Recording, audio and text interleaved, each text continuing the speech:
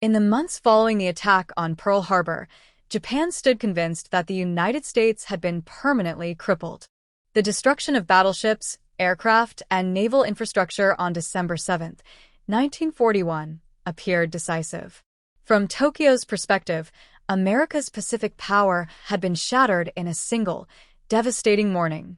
Japanese newspapers celebrated the strike as a historic triumph, while military leaders believed the psychological blow would force the United States into a defensive war or even negotiations.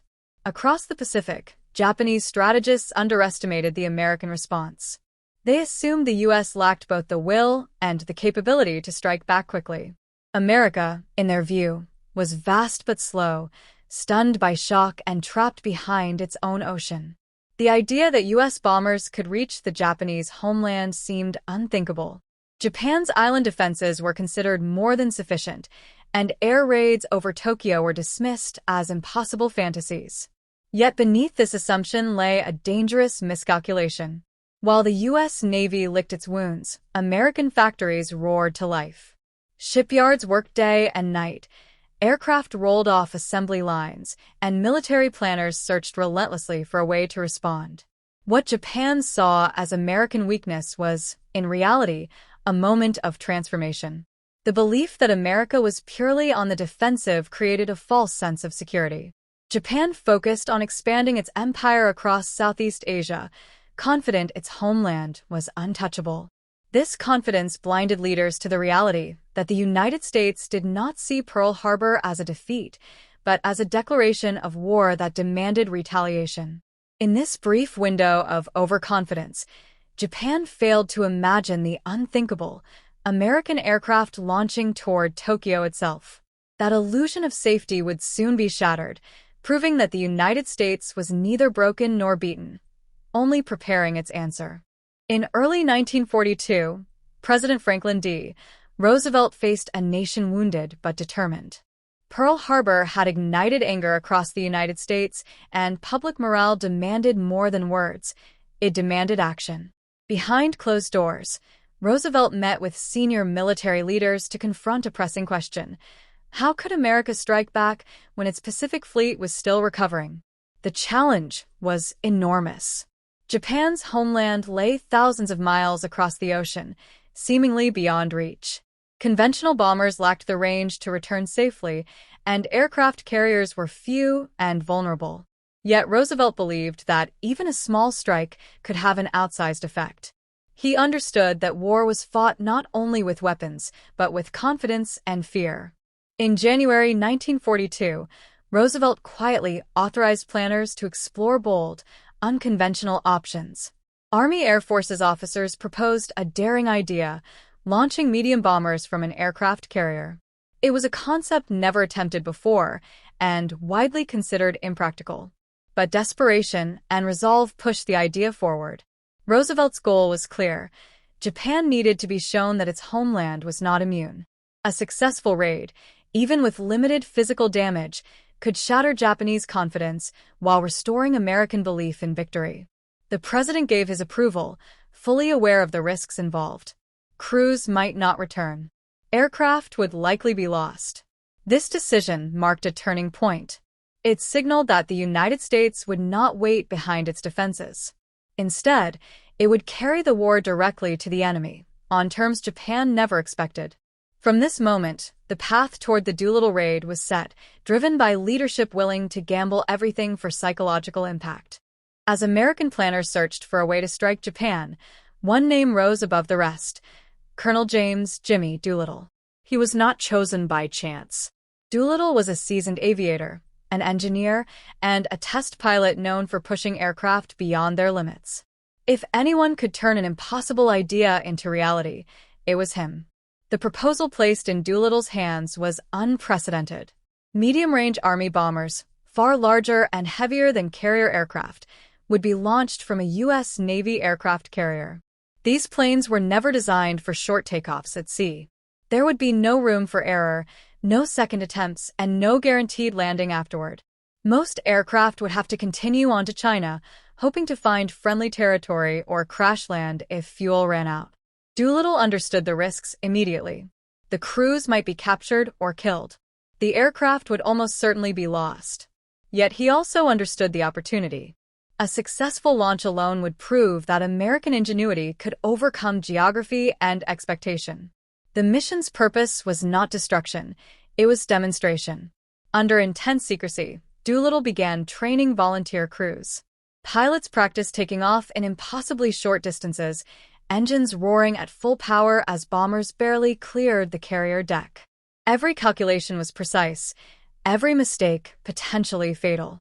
What made the plan extraordinary was not just its danger, but its audacity. Launching Army bombers from a Navy carrier blurred traditional boundaries and defied military convention. To many, it seemed reckless. To Doolittle, it was the only way forward. By accepting the mission, Jimmy Doolittle placed himself and his men on a one-way path into history, carrying with them America's determination to prove that no enemy homeland was beyond reach. Before dawn on April 18, 1942, the USS Hornet cut silently through the cold waters of the Pacific. Lined across its deck were 16 B-25 Mitchell bombers, aircraft never meant to fly from a carrier. Each plane was loaded with fuel to the limit, making every takeoff a gamble against physics itself. The plan depended on secrecy and distance, but both were about to vanish. As the task force approached its launch point, Japanese patrol vessels appeared on the horizon. One picket boat was spotted and destroyed, but the damage was done. Radio warnings had likely been transmitted. The element of surprise was gone. The fleet was still hundreds of miles farther from Japan than planned, and the crews now faced a brutal choice: turn back and abandon the mission, or launch early and risk running out of fuel. Colonel Jimmy Doolittle made the call. The mission would proceed immediately. With the carrier pitching violently in heavy seas, Doolittle's bomber rolled toward the bow. There was no room for hesitation.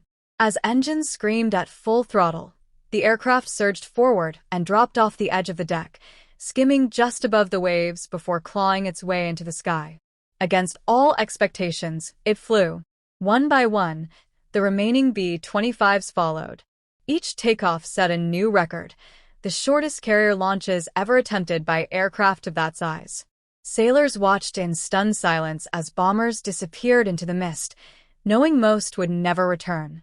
The early launch changed everything. Fuel calculations were now razor-thin. Crews would have to push their aircraft to the limit to reach China. Yet despite the danger, the impossible had already happened. Army bombers had taken off from a Navy carrier, rewriting the rules of aerial warfare. In that moment, the mission became more than a raid. It became proof that American resolve could overcome distance, risk, and certainty itself. Shortly after noon on April 18, 1942, American bombers appeared over Japan, an event few believed possible. Air raid sirens wailed across Tokyo as civilians looked skyward in disbelief. Until that moment, the Japanese homeland had been considered untouchable, safely shielded by distance and naval power. Now that illusion was gone. The B-25 crews flew low and fast, navigating through clouds, smoke, and scattered anti-aircraft fire. Their orders were precise: strike military and industrial targets, then continue westward toward China. Bombs fell on factories, shipyards, fuel depots, and military installations in Tokyo, Yokohama, Nagoya, and Kobe. The physical damage was limited, and Japanese officials would later downplay the losses. No major facilities were destroyed beyond repair. But the true impact of the raid was never measured in rubble. For the first time, Japanese citizens realized that war had reached their doorstep. Panic spread faster than the bombs themselves. Radio broadcasts were interrupted, schools were evacuated, and government censors struggled to control the narrative. The belief that Japan was immune to attack collapsed in a single afternoon. Within the military, the shock was even deeper. Commanders were forced to confront a painful truth: American aircraft had penetrated Japan's defenses with ease. The raid exposed gaps in air patrols and coastal warning systems, raising urgent questions about the security of the empire itself. In the United States, the effect was the opposite. News of the raid electrified a nation still reeling from Pearl Harbor. Though the material damage was small, the psychological victory was enormous. The bombs over Tokyo did not change the war overnight, but they changed how the war was perceived. Japan was no longer unreachable, and America had proven it would strike back, no matter the distance or the cost. The Doolittle raid left Japan in a state of disbelief. For years, military leaders had assured both the government and the public that the Japanese homeland was beyond the reach of enemy aircraft. The vast Pacific Ocean was believed to be an impenetrable shield. April 18, 1942, proved that belief dangerously wrong. In Tokyo and other cities, confusion turned quickly into fear. Civilians who had been told the war would never touch their streets now witnessed bombs falling from American planes. Air raid alarms echoed through neighborhoods unprepared for attack. People rushed into shelters, unsure if more raids would follow, or if this was only the beginning of something far worse. The psychological impact rippled through every level of society. Newspapers struggled to explain how American bombers had reached Japan at all. Government officials censored reports, attempting to minimize the event, but rumors spread faster than facts. Whispers of vulnerability replaced confidence. Within the Japanese military, the shock was profound and humiliating. Commanders were forced to admit that coastal defenses and early warning systems had failed. Fighter units were redeployed urgently to protect major cities, and patrols were expanded in panic rather than strategy. The long-held assumption that America could not strike Japan directly was no longer defensible. This moment marked the collapse of a powerful myth. The enemy was not weak, slow, or distant. America had demonstrated both reach and resolve. The raid exposed a dangerous truth. Japan's homeland was not safe. Fear replaced certainty. Confidence turned into urgency. And from that shock grew decisions driven by desperation, decisions that would soon push Japan toward a decisive and disastrous confrontation in the Pacific.